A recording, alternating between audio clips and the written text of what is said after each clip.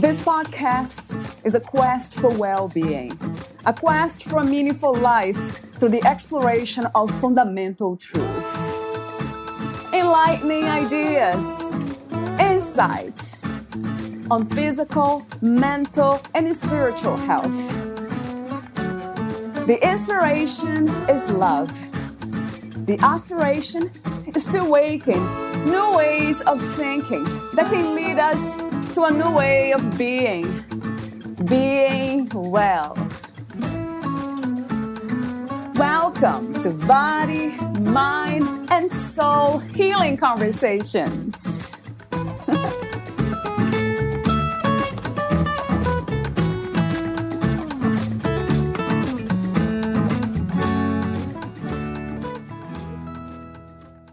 75% of Americans are moderately stressed.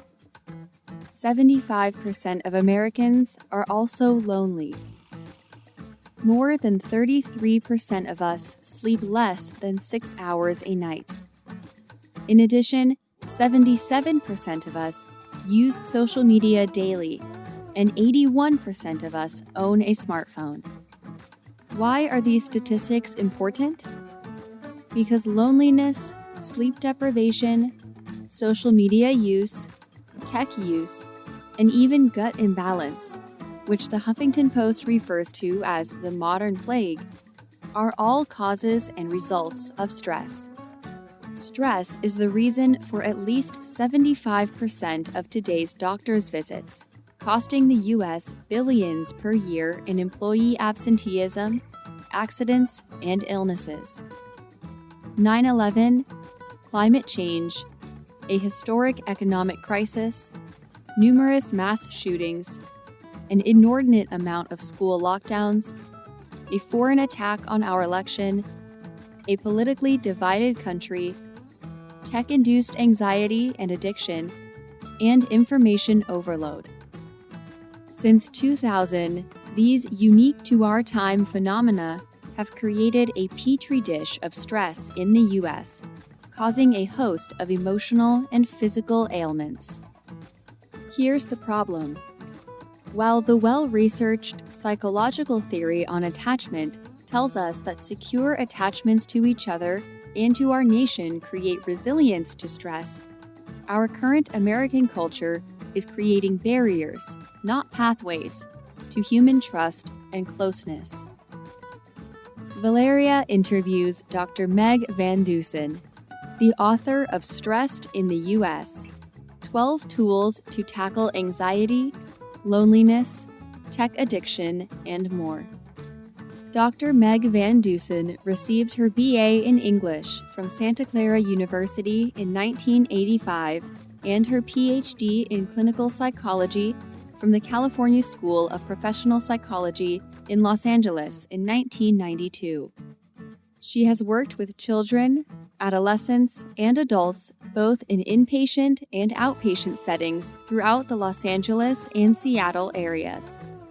Her knowledge of and passion for attachment theory, mindfulness, interpersonal neurobiology, sleep, and dreams informs her belief that meaningful connection with ourselves and others helps us handle stress. In her review of the literature and interviews with researchers, everyday Americans, and clients, she has cultivated a first-hand understanding of how our current American culture is creating barriers to human attachments, and therefore weakening our ability to handle the stressors we face today. She believes that the ancient art of mindfulness, the recent research on happiness, and the simplicity of nature can, among other things, help us build resilience and calm during a time when disconnection has us lost in a worried world. Meet Dr. Van Dusen on megvandusen.com. Here is the interview with Dr. Meg Van Dusen.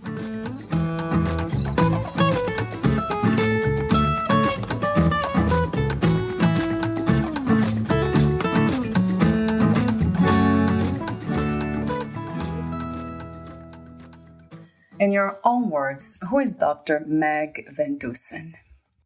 I like that you asked that question in the third person, because there's research on that shows that we have better perspective on ourselves when we answer it in the third person.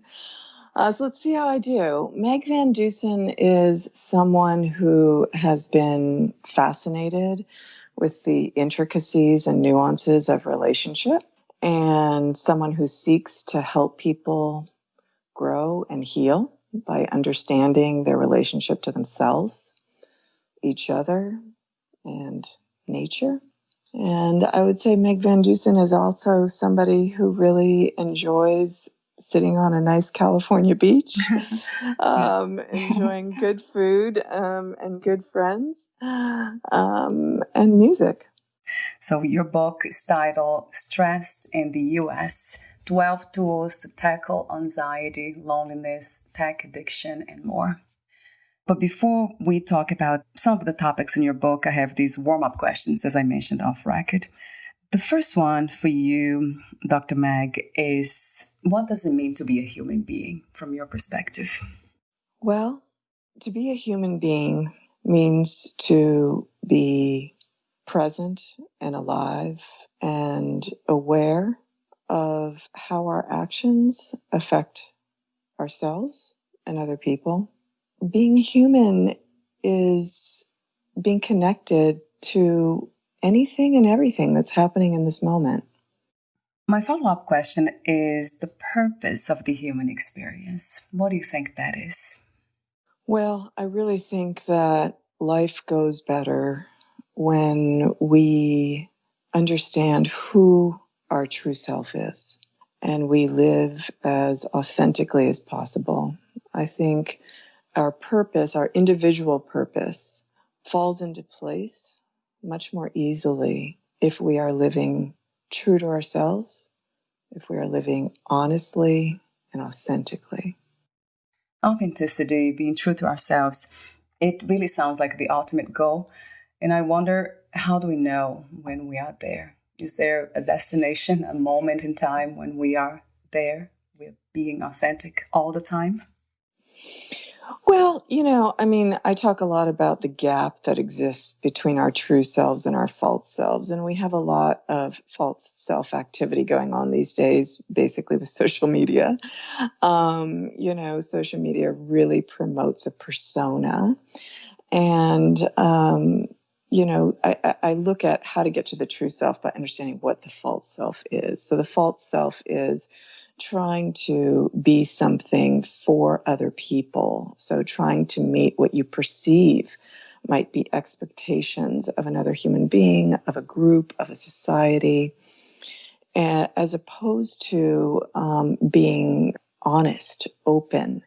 And the only way to really be honest and open, which includes, the answer of I don't know, is really about releasing judgment, really about dropping judgment. The only thing that drives us to put on personas is the fear of judgment and humiliation.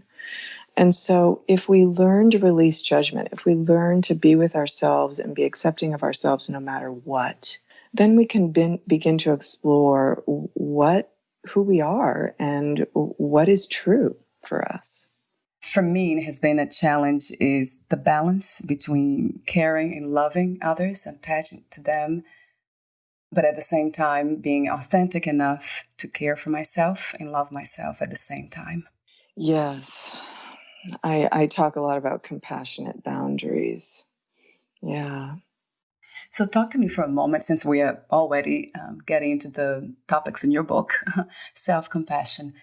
How do we learn to balance self-compassion and compassion for others?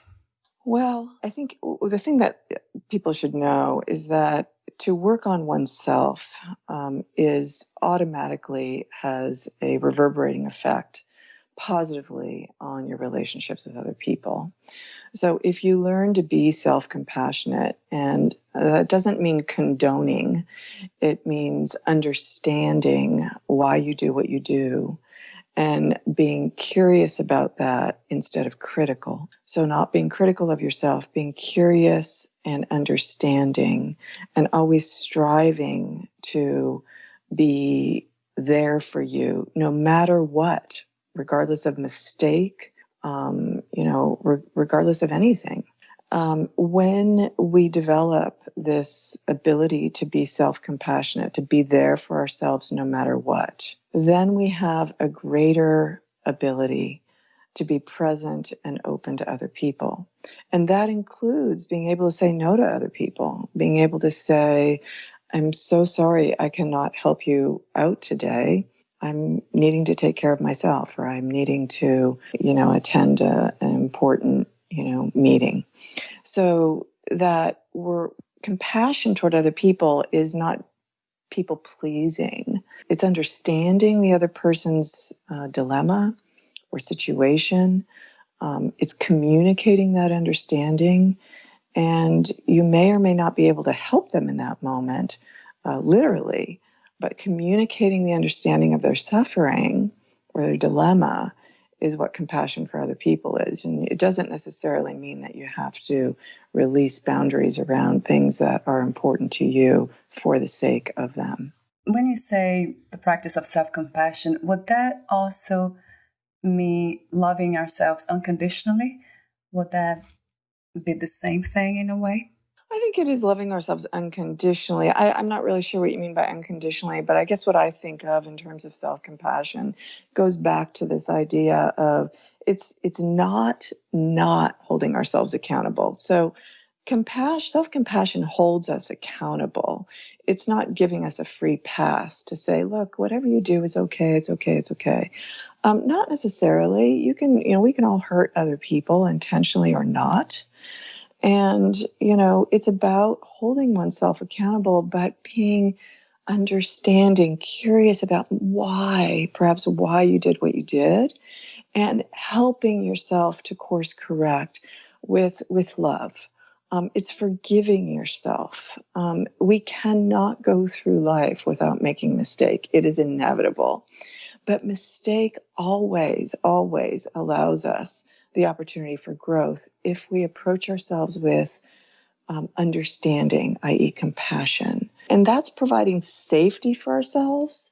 When we're self-compassionate, we provide a safe space inside ourselves so that we don't even get defensive with ourselves. We don't try to justify an action. We can basically say, yeah, I did that. I made that mistake. And we can say to ourselves, okay, Meg, let's look at why. Let's look at what happened. And it's okay. Let's do what we can to repair it. From your perspective, is there a difference between being calm and being peaceful? Well, when I think of that, I think of being calm as more of a biological state. At least that's what comes to my mind, right? So I think of a calm nervous system. I think of the fact that, we might not, if we're calm, we typically don't have stress hormones coursing through our bodies. We might be able to be sitting quietly. We might not have our heart racing. So all the physiological signs of stress aren't necessarily present when we're calm, but that doesn't necessarily mean that we're at peace. And so when I think of being peaceful, I think of acceptance, acceptance of what is. And sometimes that even means acceptance of very difficult circumstances, like what we're all going through now with the pandemic. So being at peace is being able to be accepting and to be flexible and adaptable, because when we're not at peace, we're often fighting against something. So 2020 has been a year of challenges and change. So my question is, what lessons have you learned from 2020? Well, I have learned how to adapt. I've had to do all my work via telehealth. So just literally, I've learned how to adapt. I've learned how to, really strive to make those connections, even though it's through a computer. I have also learned a lot, and I think many people around me have as well, about what it really means to develop resilience. we have had to be so resilient. It has been both a sprint and a marathon at the same time. And we don't actually know where the finish line is. And that feels extraordinarily threatening for people. People like to know what's happening in order to feel safe often. And we don't. We don't know what's happening. We still don't know what's going to happen, even though a vaccine is on the horizon. And so that forces us to have to find internal ways of creating safety and okayness amidst a turbulent world. We always have to do this, but we have to do it much more so, have had to do it much more so in the last 10 months. And so I have really learned, even more than I thought, because I've been meditating for decades, but I have really learned in these past 10 months the power of that and the necessity of that as a way to find a place of safety within, despite the unpredictable circumstances right now in our world. I've also learned, and even though I touted this a lot in my book, I really, really learned it on a much deeper level. The power of connection with our natural world and how important it is. So many people have had to get their exercise by getting outside and being, in nature more, being with each other more, and have really benefited from that because nature does literally reduce stress hormones in the body.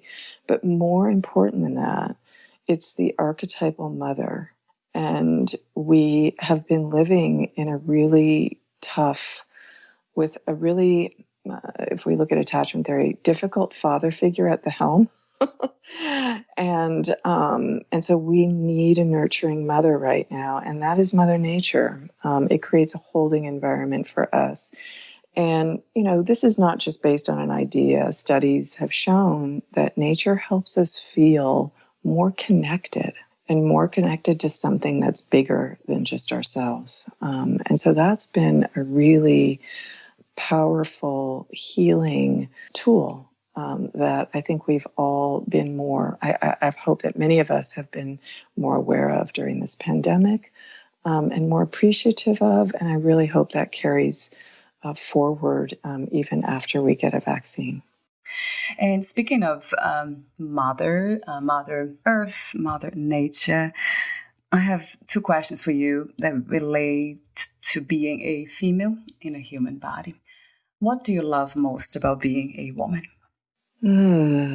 Well, that's a big question. I want to be careful because I don't know what it means from first experience to be a man. I only know theoretically what it might mean to be a man. Right. And so, what I can say about being a woman is that, in fact, I was talking about this the other day with my younger son. The minute a child is born, we as women have this instinctual primal feeling to protect and nurture. And I think, and that's whether we have children or not, I do believe that we are more dialed in to this idea of connectedness and nurturance and protectiveness of each other. And I love that fact. And I experience that in spades with my female friends. And I have many male friends, and I love my men friends. But what I experience with my female friends is this deep intuition about what it means to take care of each other. And to me, that's a gift, and I enjoy being in that. Have you faced any challenges for being a woman? Well, I think like almost every woman on the planet can relate to, we have been, unfortunately, quite mistreated and discriminated against and not given equal opportunity in life. We've been, at the mercy of sexual harassment or sexual assault. It's quite pervasive in our world. And that has been a challenge. We've been trying to be heard, I think, for a very long time. And I think there's a tremendous amount of hope on the horizon. We've just elected our first female vice president and a woman of color, which is, I think, a testimony to the fact that we are being heard more, and the value of who we are is beginning to be taken more seriously, but we still have a long way to go. What is freedom to you these days? What does it mean to be free? Freedom to me is releasing judgment. And I just can't say enough about that. I think that whether we're talking about, and what I mean by judgment is criticism of ourselves, criticism of other people.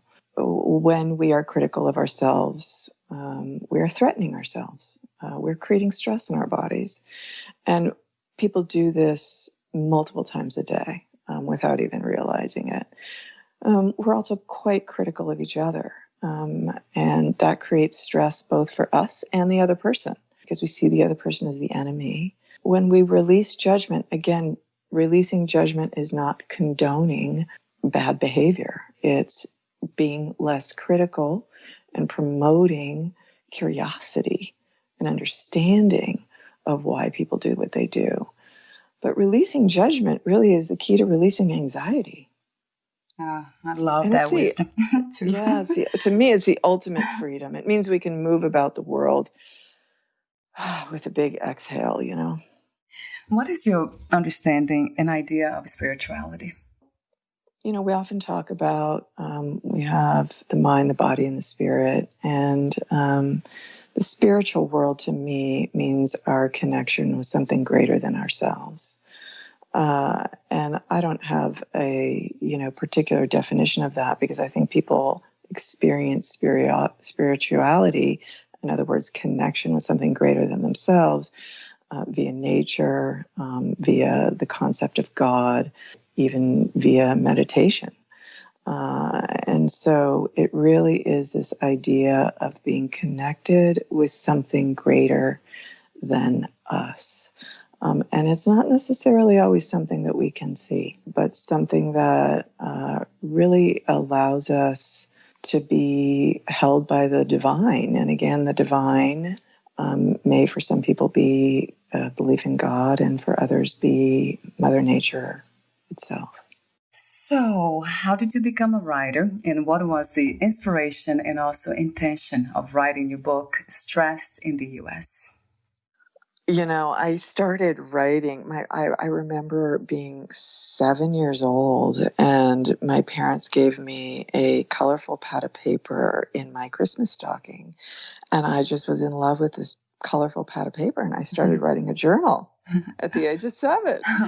And I basically never stopped. So I think that's how I became a writer. And I still have those journals, and they're just fascinating to go back and read. But that's how I think I started writing. I decided to write this book on stress, and I was an English major way back when.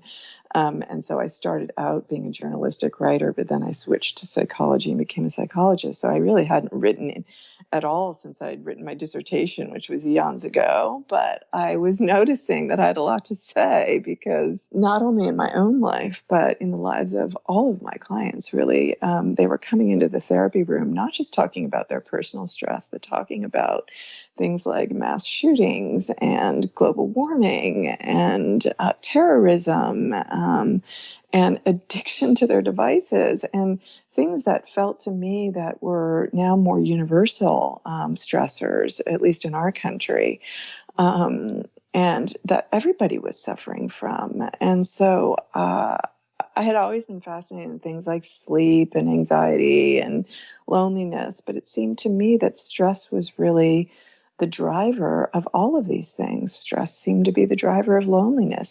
Stress seemed to be the driver of social media addiction. Stress seemed to be the result of social media addiction. It kept coming back to stress. And so I really started to delve into the research on stress and look more deeply at, all of the components of stress and what we could do about it in a way to help not only my clients, but also, my kids who were teens at the time and super stressed. It just seemed wrong to me. And so that's what drove me to write the book. Are there different kinds of stress that cause all these imbalances in our lives and our bodies? And the other question is if there is such a thing as healthy stress that we need actually to be stressed. Yeah, there's eustress, which is healthy stress, and there's distress. And there's acute stress and there's chronic stress. And those are kind of the four ways I think about stress. So, we do need a little bit of stress to get ourselves up off the couch and doing something. So it takes just a little bit of stress for me to do this interview with you, right? I have to be, I'm sure there was a little bit of adrenaline getting going, as we got going on the interview, just because it helps us to be more alert. We need to be alert when we're stressed. It helps with people who need to go on stage and perform. It helps us achieve goals. It helps us it helps us to get up and move in a direction toward a goal. But chronic stress is obviously and distress is when we feel stressed on a regular basis. And this could mean we can be stressed from our own selves. If we are constantly criticizing ourselves, as I said before, when we criticize ourselves, we're threatening ourselves and creating constant stress within the mind and the body. So stress is really a threat, whether it's perceived or real. And if it's acute, like a speeding car coming toward us, our stress hormones kick in as they should automatically without thinking. And our muscles get activated. Glucose gets sent to the bloodstream and gives us energy to jump away from the speeding car. And that's a good thing.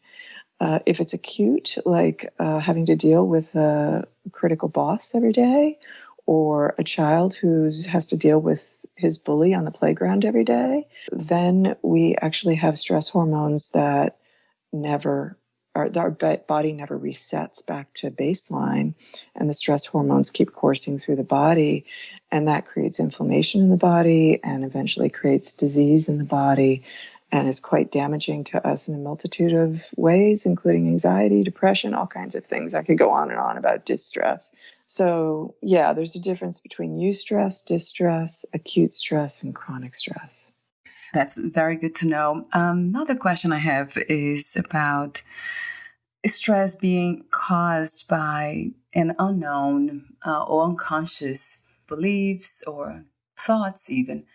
Is that possible that they're just running on the background? Yeah, I think you just defined anxiety. Because anxiety operates like that. People who are anxious don't necessarily know what it is that they're worried about, or the thing that they're worried about might constantly be changing. Absolutely, you can have unconscious, thoughts or experiences happening, creating agitation or a constant state of hypervigilance, which is really a response to threat. It's a stress response.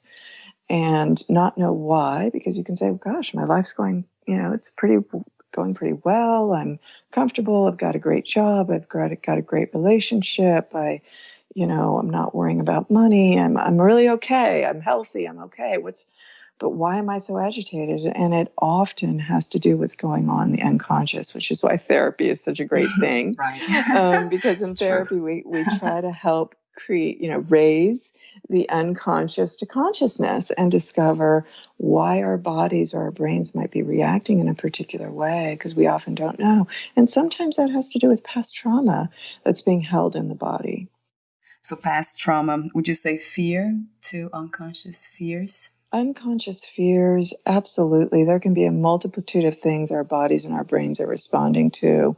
This goes into attachment, and that, if we have a good start in life and we have what's called secure attachment, we generally tend to feel like we can handle stress in life. We generally feel safe.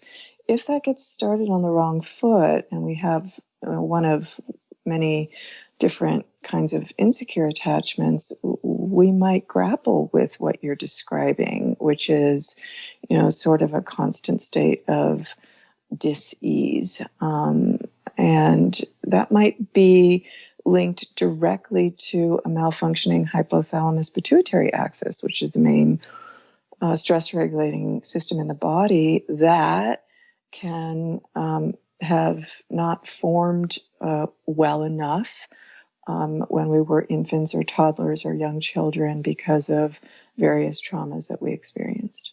So talk to me a bit more, Meg, about the attachment theory. That's a very interesting idea. And I love what you wrote in your book, or it's part of it. Our current American culture is creating barriers, not pathways, to human trust and closeness. Talk to me a little bit more about this, why you think this way. Well, attachment is defined, it is the psychological bond originally it was between two people over time. And that could be a healthy bond or an unhealthy bond. So if you have secure attachment, it means that you feel seen, you feel understood, or you at least feel that the other person is attempting to understand you. You feel safe with that other human being.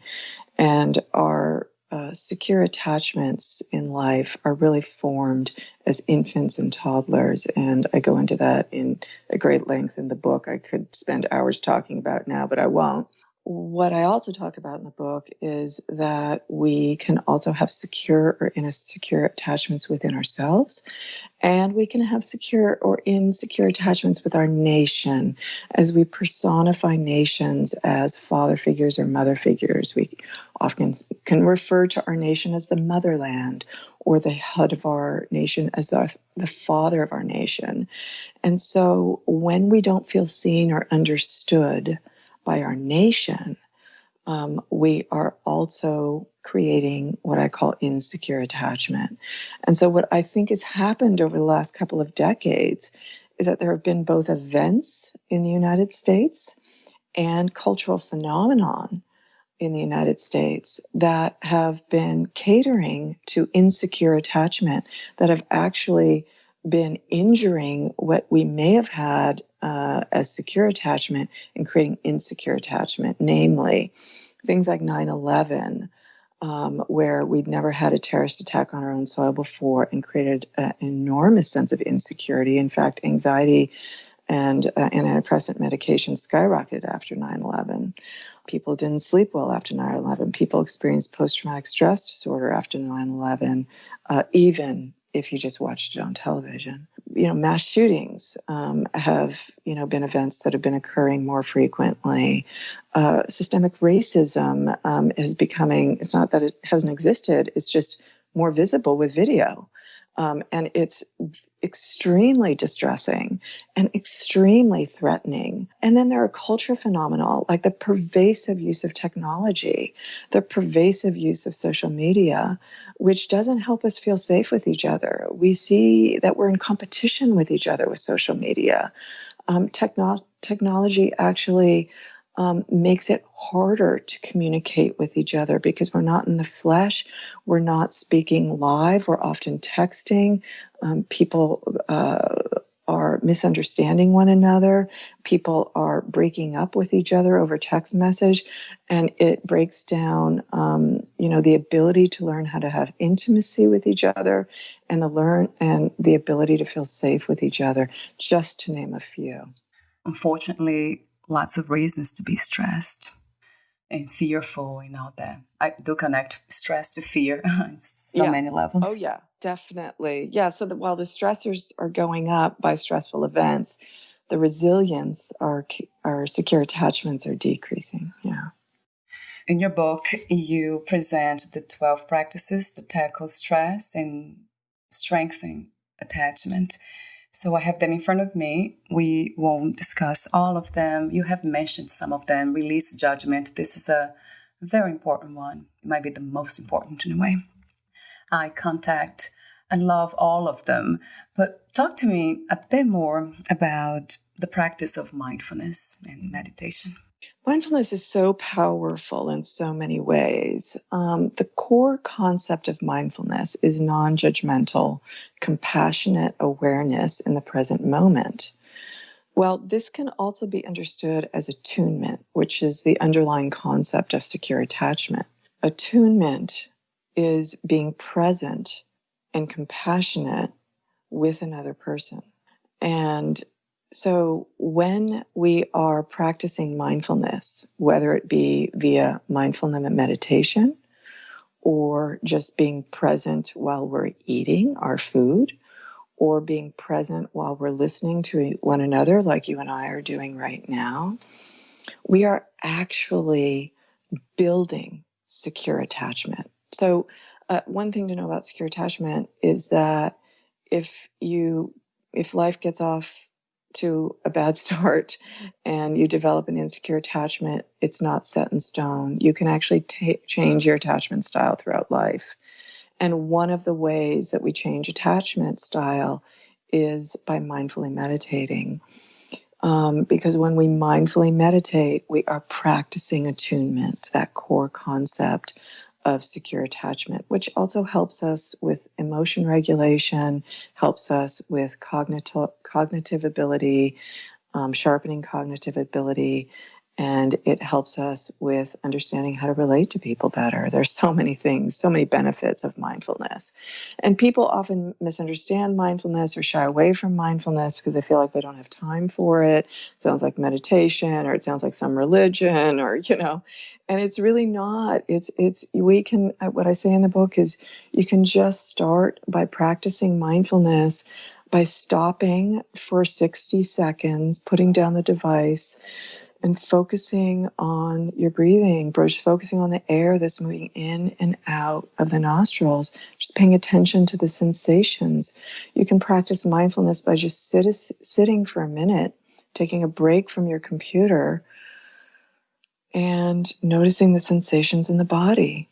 You can practice mindfulness by sitting outside on your front porch and looking up at the sky and noticing the variations in the color or the sounds around you. So there are many ways to practice mindfulness because it's simply non-judgmental, compassionate awareness in the present moment. It's paying attention without judgment. And it sounds so simple, but it has profound effects on the brain and the body. It decreases cortisol in the body. It decreases anxiety. It decreases depression. This is all based on, a plethora of research out there. It helps people regulate their emotion. It helps people with empathy. And again, it promotes secure attachment, decreases blood pressure, decreases inflammatory cytokines in the body, which, increases our health. Yeah, I wonder why it's so challenging for us to do that, to be present. Yeah, I think in this nation, we are really taught that achievement and acquiring things is what it means to be valuable.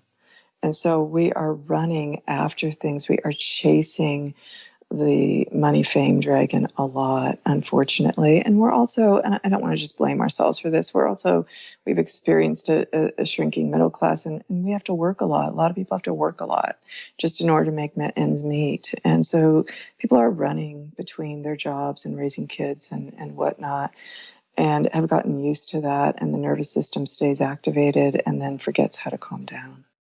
There's another section that you talk about mindfulness in government. That would be an interesting idea to start with. Mm-hmm. Having the entire nation education system to teach and educate us in how to stay present. And I know who we are.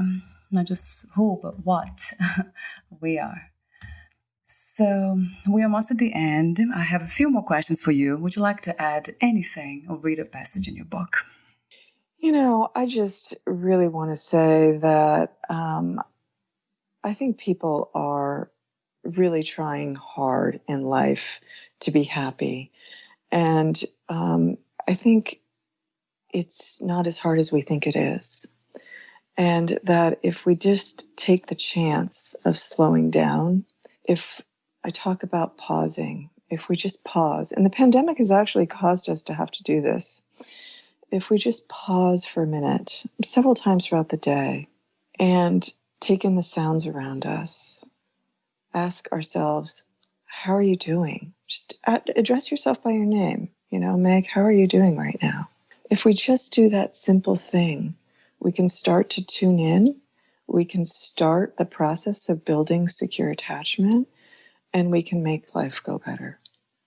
Thank you so much for your wisdom, Dr. Meg. Your message, your peaceful presence. It's very peaceful. That reminded me of asking you about meditation audio. Do you have them? Have you produced any? I have produced some meditations. I don't have them out yet on the internet, but that is in the works. 2 more questions for you, the final ones. If you knew you would die soon, meaning losing the body, would you make any change in your life or do anything in a different way? Well, I'm not immune to getting caught up in the rat race of American society. Tell me about it. So, yeah, I would probably put down my devices, much more than I do. And I would connect more with the people that I cherish so much in my life, with my kids and my husband and my friends, and actually with strangers too, with people walking down the street. I would just really connect more. And if I could, I would travel as much as possible, because I think our world is so rich and we have so much to learn from each other and from other cultures around the world. And I would just want to get to know as many people as possible and be connected to them. What are 3 things about life you know for sure as of today? That mistakes are inevitable, but they always present opportunity for growth. And I'm talking even the really bad ones. So we have to just know that mistakes are inevitable. People put too much pressure on themselves to be perfect. I also believe that people can change, and that change can happen at any moment, like this one. We can choose to step into this moment and make a change, and it's possible. Anybody can change. I also believe that compassion is the greatest healer, whether it's self-compassion or compassion for each other or compassion for our planet. It's the greatest healer. Thank you so much again for your profound wisdom, your beautiful, calming, peaceful presence, your work, your mission. Where can we find more information about you, your books, products, services, and future projects? First of all, thank you for having me, Valeria. I really appreciate talking with you, and your podcast is just beautiful. You can find me, the easiest way is on my professional website, which is just megvandeusen.com. That's MEGVANDEUSEN.com. There'll be a link to my book there and a link to my blog, which is called Sight on Stress, and other information about me. Thank you so much again, and we'll talk soon. Thank you. Thank you for having me. Thank you, Meg. Bye for now.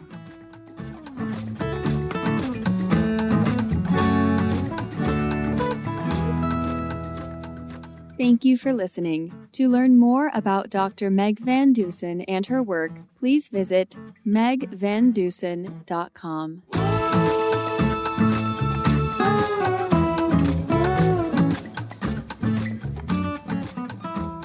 To learn more about this podcast, please visit fitforjoy.org/podcast. Thank you again for listening, and bye for now.